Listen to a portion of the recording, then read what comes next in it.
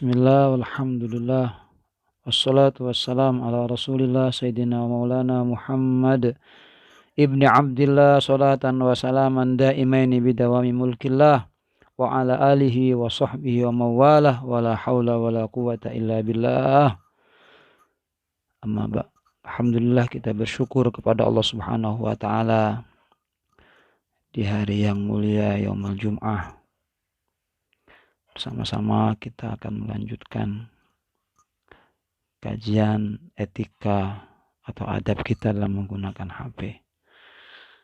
Kaum muslimin, saudaraku yang rahmati Allah Subhanahu wa ta'ala, etika menggunakan HP yang ke-19 adalah hendaknya kita berbicara dengan pembicaraan yang baik dan bermanfaat. Karena syariat telah melarang seorang untuk berbicara yang tidak baik. Rasul Muhammad sallallahu alaihi wasallam bersabda, "Zinal lisan al-kalam." Rawahu Abu Syekh. Zinal lisan, zinanya lidah, al-kalam ialah pembicaraan yang tidak baik. Dalam penjelasan yang lain Rasulullah bersabda, "Berbicaralah kalian dengan pembicaraan yang baik, atau kalau tidak sebaiknya kita diam. Man kana yu'minu billahi wal yawmil akhir falyaqul khairan aw liyasmut."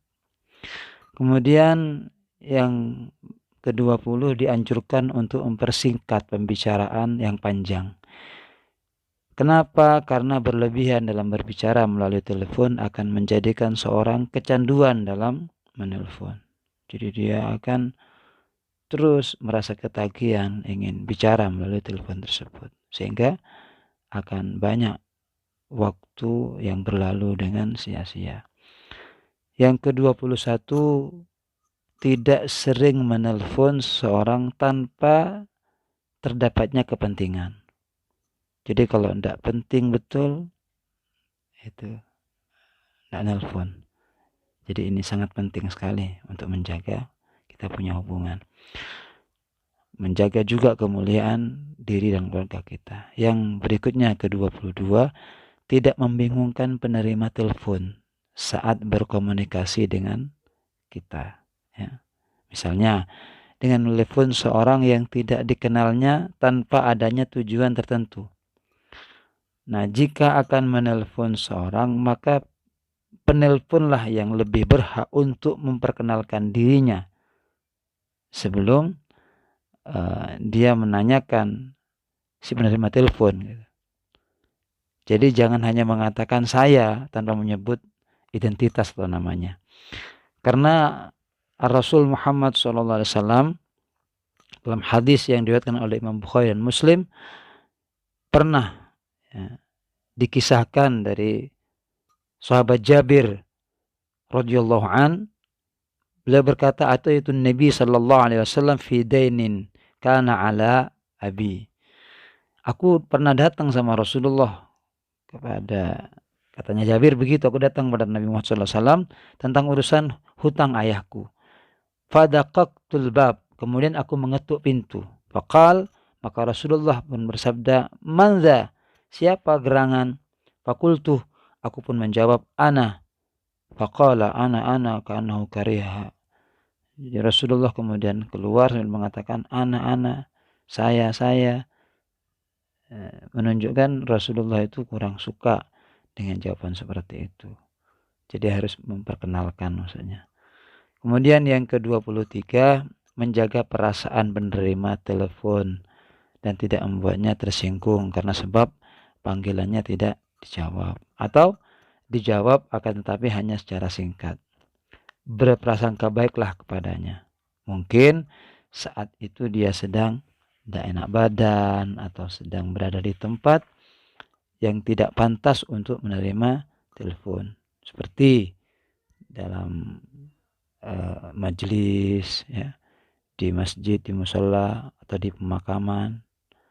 Dan sebaiknya penerima telepon itu mengabarkan kepada orang yang menghubungi keadaannya tersebut. Misalnya dengan mengatakan, saya lagi di dalam masjid, nanti saya akan telepon balik ya, gitu.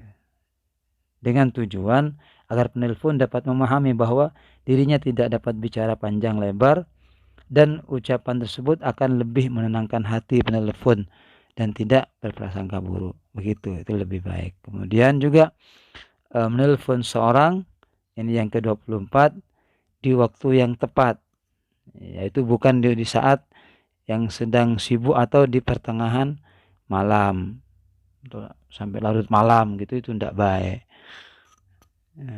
Jadi itulah etika kita dalam menggunakan HP dari 19 sampai 24. Ya, semoga bermanfaat. Semoga barokah, dan mari kita gunakan kemuliaan Jumat ini dengan banyak berdoa, dengan banyak zikir.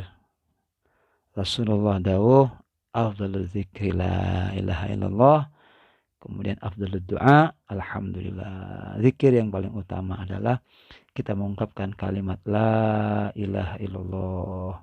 Kemudian doa yang paling utama adalah alhamdulillah, kita diberi kesempatan hidup oleh Allah, diberi kesempatan menghirup udara yang segar di pagi yang mulia ini. Segala hal yang Allah berikan kepada kita, baik yang kita minta atau yang tidak kita minta, maka kita ungkapkan terima kasih ya Allah, alhamdulillah. Banyak zikir, kemudian juga banyak sholawat. Ini hari Rasulullah memberikan kekhususan untuk kita umatnya dengan berhubungan langsung dengan sholawat kepada beliau. Pintu Allah adalah Rasulullah, pintu kita sama Rasulullah adalah sholawat. Allahumma shalli ala Muhammad wa ala ali Muhammad. Semoga barakah, tercapai semua hajat. Al-Fatihah.